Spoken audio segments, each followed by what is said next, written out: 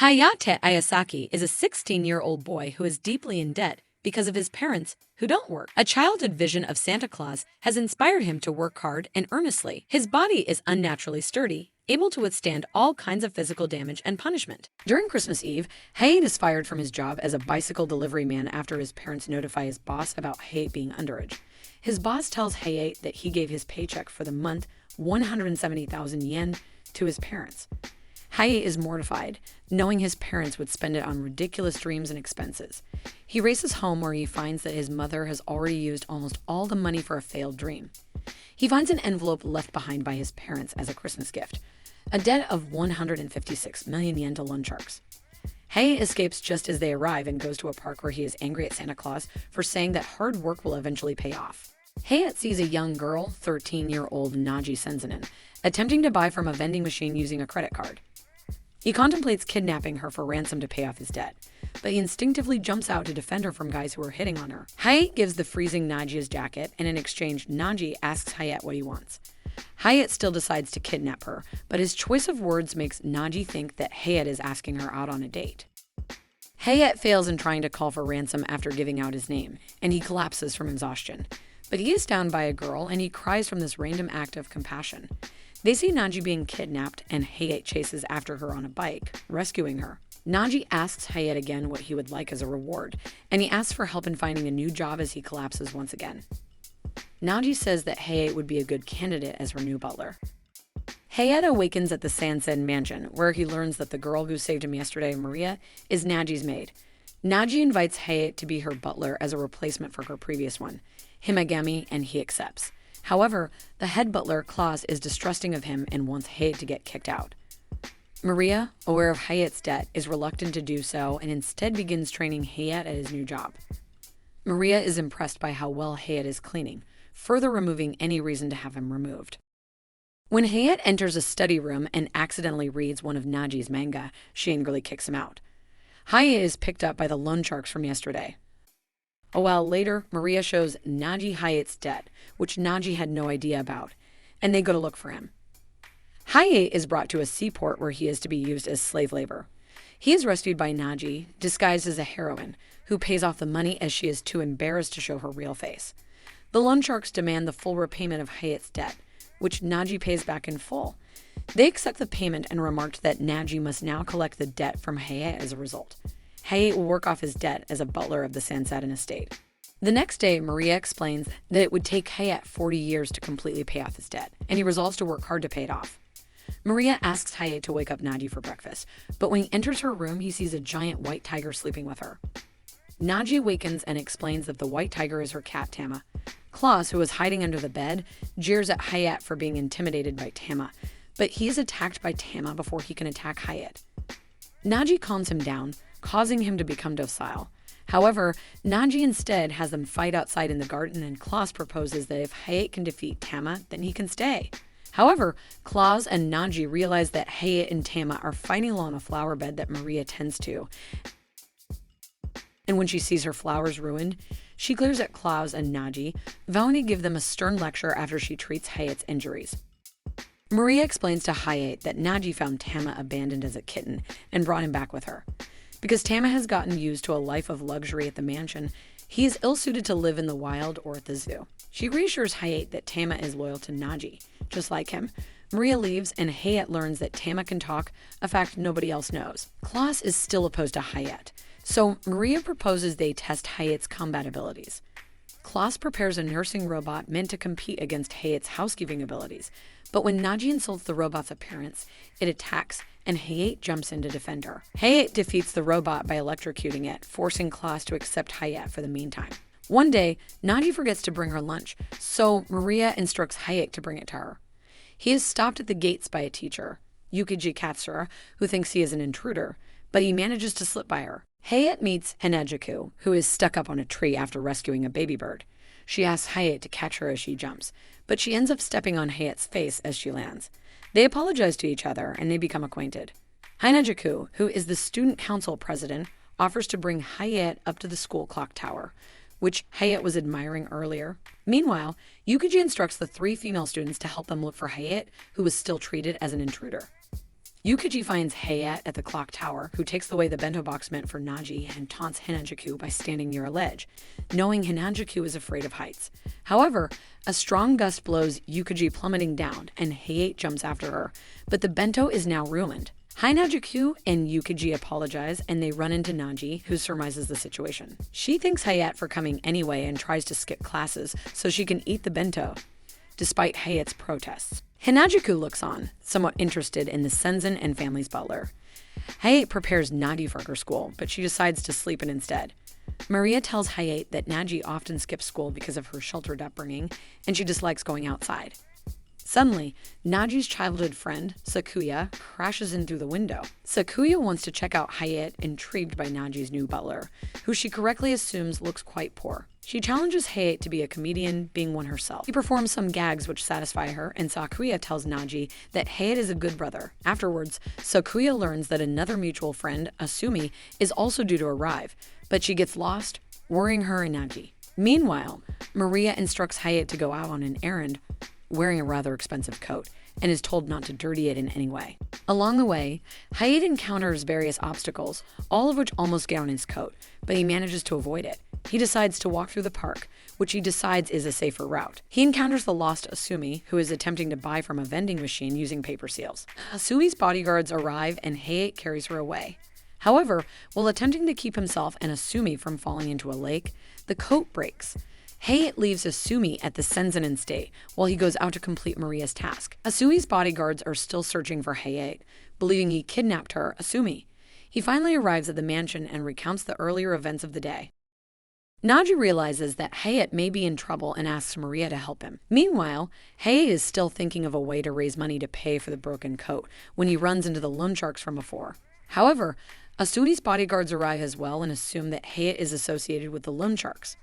The two groups draw their swords, but when Hayat attempts to escape, they all turn on him. Hayat manages to survive and makes his way back, but he develops a fever and is bedridden. Asumi cares for Hayat, which makes Naji jealous, so she wants to cook Hayat some porridge. But Maria, Sakuya, and Asumi all know Naji's cooking is terrible. Tama comments that Hayat might die. Hayat tastes the porridge, which is terrible as expected, but not wanting to hurt Naji's feelings, he finishes all of it. Later, Naji overhears Maria and Hayat talking about Naji's porridge, which she learns she accidentally put dishwashing liquid in, thinking it was oil. She realizes her porridge is terrible, and she sneaks into Hayat's bed later that night to give him a thank you kiss. But Hayat wakes up, which prompts Naji to call him an idiot. The next morning, Hayat meets Wataru and his maid, Saki, and learns that Wataru is Naji's fans. Wataru and Naji do not get along and neither are amicable to their arranged marriage. It also turns out that Wataru likes Asumi. When Wataru sees Asumi infatuated with Hayat, Wataru challenges him to a duel. Hayat feigns defeat on purpose as he thinks this will make Asumi fall in love with Wataru, thus canceling the marriage. But it backfires and Asumi likes Hayat even more, which hurts Wataru's pride and he leaves alone. Hayat wants to apologize to Wataru, who he learns lives in a top floor of his family's company building. But he learns that Maria, Naji, and Asumi have never ridden a train before. Hayat takes Asumi and Naji up to the subway, but Asumi gets lost almost immediately. They find her in an underground construction site, and after a brief encounter with rats, they return home. Naji gives Hayat a package for Wataru, and he sets out again. He meets Saki, who he learns does not handle men very well. Saki takes Hayat to a video rental store, which is the Tachibana Group's last remaining business because of bankruptcy. Hayat now respects Wataru and apologizes for his behavior earlier, but he learns that his father rented out several videos from Wataru's store under Hayat's name, leaving behind a debt of 1.58 million yen. Meanwhile, after being tricked by Sakuya earlier, Asumi attempts to buy a subway to get to Rio de Janeiro. Hayat insists that Naji go to school, not knowing that the reason Naji stays home is so that she can spend more time with Hayat. Naji calls Hayat into a room and dresses him up in a sailor uniform, much to his embarrassment. He is worried because several days earlier, Klaas trained Hayat in manliness, and if Klaas were to see him in a girly outfit, he is afraid he will be fired. When Maria arrives, she joins in, and Hayat is dressed up in a catgirl outfit, which surprisingly suits him. This causes Tama to go into heat, who pounces him into the courtyard. Hayat subdues Tama, but Klaas notices him. Unaware is Hayat. After a brief chase, Klaas is knocked out by Maria and hurriedly runs away to change. Later that night, Hayat sees Maria playing billiards and she invites him to play. She tells the story of how, 8 years ago, Naji was made fun of for drawing manga, but Asui was genuinely interested in what Naji made, forming a special bond between them. They made a bet over a game of billiards, and the loser must do anything the winner has to say. Maria implies to Hayate that the quickest way to pay off his debt is to marry Naji. But Hayate replies that marrying that way would just mean he was marrying Naji for her money. Maria feels Hayate is a good man and lets him win. Before Hayate can ask for his reward, Naji appears, jealous that Hayate is playing with Maria, and beats him up. Hayate, who was planning on asking for something slightly lewd, if Maria instead asks her to forgive him for ruining the coat from the other day. Hayate learns of Naji's grandfather and the president of the Sanseiden Company, Mikado Maria, just as he visits him so he can introduce Hayate, and they do so despite Naji's protests. Sakuya also comes with them, as her family is close to the Sanzanians. They arrive at Mikado's estate, a massive European castle. Hayate is initially tied up by the castle's butlers, but Naji explains he is the new butler. Hayate explores the state, who comments on how valuable everything looks. Hayate meets an old man who he initially assumes to be a groundskeeper. Hayate tells the groundskeeper about the circumstances to him becoming a butler, and the groundskeeper, who turns out to be Mikado, calls his life of paying off a debt worthless. Mikado gives Hayate a pendant, a guiding stone, and tells him not to lose it if he truly believes his life is not worthless. Later, Naji and Mikado meet, but Naji refuses the Sanseiden estate, saying that her other economic ventures are enough. But Mikado says that Naji will soon die because there are many people who will do anything for her fortune. He then explains that the state will be handed over to a person who can make Naji cry and apologize. Meanwhile, Hayate is thinking about what Mikado told him and if his life is truly useless. Naji finds Hayate, who wants to leave, but is suddenly attacked by an assailant who begs Naji to apologize to her so he can inherit the estate. When this fails, the assailant attacks Hayate instead. This makes Hayate resolve to protect Naji at all costs, as he doesn't want her to end up in a life of poverty. Hayate defeats the assailant, and even though he still does not know what his dream is, for now he pledges to Naji his devotion to her. Hayate, Maria, and Naji return home while Sakuya is left behind as she failed to board the helicopter on time. Hayate asks Maria what her dream is, to which she replies she just wants to see Naji grow up well. This makes Maria curious as to what Hayate's dream is, and later asks him what it is. Hayate says his dream was the same since he was in elementary school, to live in a three-lek house, which is a Japanese term for a house with 3 individual rooms, a living room, a dining room, and a kitchen. This makes Maria feel sorry for Hayate, and she gives him the rest of the day off and tells him to buy a new phone. Hayate goes to the city and buys a new phone but wonders what his high school friends are doing now. He goes back to his old school where he meets his old classmate Ayumu, who has a crush on him and is happy to see him. He considers going back to school, but he learns from a teacher that he's dropped out.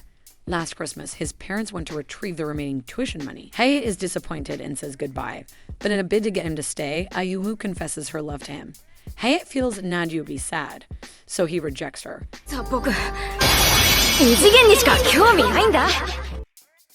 He returns home where Naji registers her phone number on Hayate's phone. The next day, Ayumu is at Wataru's video rental shop to return some videos. She leaves right before Hayate arrives, but she sees him leaving the store and she follows him back to the Sanseiden mansion. She is caught by security, but Maria asks for her release, and she uses this chance to escape. However, she runs into Tama, who attacks her. She calls for Hayate to help, who arrives and saves her. Naji arrives, and upon meeting Nishizawa, both realize that they are love rivals for Hayate's affection. Ayumu leaves for the time being. Later, Ayumu and Hayate, although apart, are thinking of each other. Hayate feels bad for turning down a human's confession. He learns that Neji has enrolled him into Haku Academy, and she will pay for the tuition as well. Hayate breaks down in tears, thankful for a chance to go to school again. Despite this, Hayate must still pass the entrance exam, which is the very next day. Hayate furiously studies, as his grades from his old school are just average. Claus and Tama visit him throughout the night to teach him, but end up just bothering him, and he angrily throws them out. The next day, while on the way to school, Yukichi informs Hayate and Naji that she'll be the proctor for the exam, but reveals that it is not an ordinary written test. It will be a Redmond-style exam, a test based on answering a variety of strange questions. Yukichi brings Hayate to the exam room, where he retrieves a banana and is attacked by monkeys. Yukichi says that this was just a joke, and she made it this way for Hayate to loosen up. The real written exam begins, but Hayate is mentally and physically drained while doing so. Hayat answers all the questions, but is worried if he passed or not. Naji reassures him that he will pass and the two walk home. However, the superintendent informs Hayat and Naji that Hayat failed, who was just 1 point away from passing. The superintendent remarks that maybe if Hayat were calmer, he could have passed. Back at home, Naji, Maria, and Hayat begin planning a celebration party, unaware of what was to come.